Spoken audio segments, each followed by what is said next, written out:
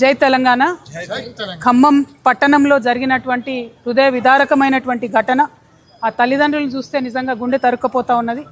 ఆ తల్లి ఒకటే అంటుంది, 12 ఏళ్ల నా బిడ్డకు జీవితాంతం బెడ్ మీద ఉండేటటువంటి పరిస్థితి వస్తుంది.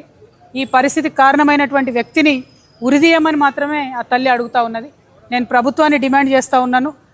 ప్రభుత్వానికి సంబంధించినటువంటి పెద్దలే మధ్యవర్తిత్వం చేసేటటువంటి ప్రయత్నం చేస్తున్నారట. కేసు వాపసు తీసుకోమని చెప్తున్నారట. అటువంటి దుర్మార్గుని మాత్రం ఎట్టి పరిస్థితుల్లో క్షమించొద్దండి. ఎటువంటి రాజకీయ జోక్యం లేకుండా కఠినాతి కఠినమైన శిక్షలు పడే విధంగా ప్రభుత్వం తరఫున ఉన్న లాయర్లు వాదించాలి. ఒక మహిళగా, ఒక ఆడబిడ్డగా అప్పటి వరకు మా కళ్ళ ముందు ఆడుకుంటున్నటువంటి చిన్న పాప బిల్డింగ్ మీదకి వెళ్ళి పడితే మొత్తానికి మళ్ళీ లైఫ్లో నడవలేదని డాక్టర్లు చెప్తుంటే ఎంత దారుణంగా ఆ తల్లిదండ్రుల పరిస్థితి ఉందో ప్రభుత్వం ఒక్కసారి మానవీయ కోణంలో ఆలోచన చేయాలి. ఖచ్చితంగా ఆ పాపకి బయటకు వచ్చిన తర్వాత కూడా సేఫ్టీ ఇవ్వాలి. ఎందుకంటే ఇటువంటి ఎన్ని కేసులు మనం చూసినాము. డెఫినెట్గా తర్వాత విడుదల వచ్చి కూడా మరి విక్టిమ్స్ మీద దాడి చేస్తున్నటువంటి సంఘటనలు చూస్తున్నాం. ఆ పాపకి, కుటుంబానికి భద్రత ఇవ్వాలి. ఖచ్చితంగా ఆ పాపకి మీరు ఒక్కసారి డిపాజిట్ చేస్తారా డబ్బులు, లేకపోతే నెలకు ఏదైనా స్పెషల్ పెన్షన్ కింద నెలకు ఒక 50,000 రూపీస్ ఆ అమ్మాయికి పెన్షన్ వచ్చేటట్టుగా ప్రభుత్వం ప్రయత్నం చేయాలి. లేకపోతే మొత్తం ఆ ఇద్దరు కూడా తల్లిదండ్రులు కూలీ చేసుకునే వాళ్ళే ఉన్నారు.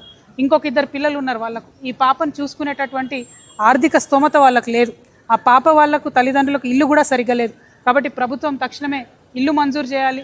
అదేవిధంగా పెన్షన్, స్పెషల్ పెన్షన్ ఆ పాపకి ఇవ్వాలి. ఎందుకంటే ఆ పాపను చిన్న పసిబిడ్డను చూసుకున్నట్టు మంచంలో పెట్టే చూసుకునే పరిస్థితి ఉంటుంది. కాబట్టి ప్రభుత్వం మానవీయ కోణంలో ఆలోచించి మద్దతు ఇవ్వాలని చెప్పి నేను డిమాండ్ చేస్తున్నాను. ముఖ్యమంత్రి గారిని ప్రత్యేకంగా విజ్ఞప్తి చేస్తున్నా. మీరే హోమ్ మినిస్టర్గా ఉన్నారు. రోజుకు 5 మంది ఆడపిల్లల మీద, చిన్న పిల్లల మీద, మైనర్స్ మీద ఇటువంటి అఘాయిత్యాలు జరుగుతున్నాయి. పోక్సో కేసులు అవుతూ ఉన్నాయి. కఠినమైన చర్యలు తీసుకోండి దయచేసి. రాజకీయ జోక్యం లేకుండా ఈ పోక్సో కేసుల మీద ప్రత్యేకంగా ముఖ్యమంత్రి గారు రివ్యూ చేసి మహిళా లోకానికి అంతటి కూడా భరోసా ఇవ్వాలని చెప్పి డిమాండ్ చేస్తున్నాను. Thank you. జై తెలంగాణ. జై తెలంగాణ.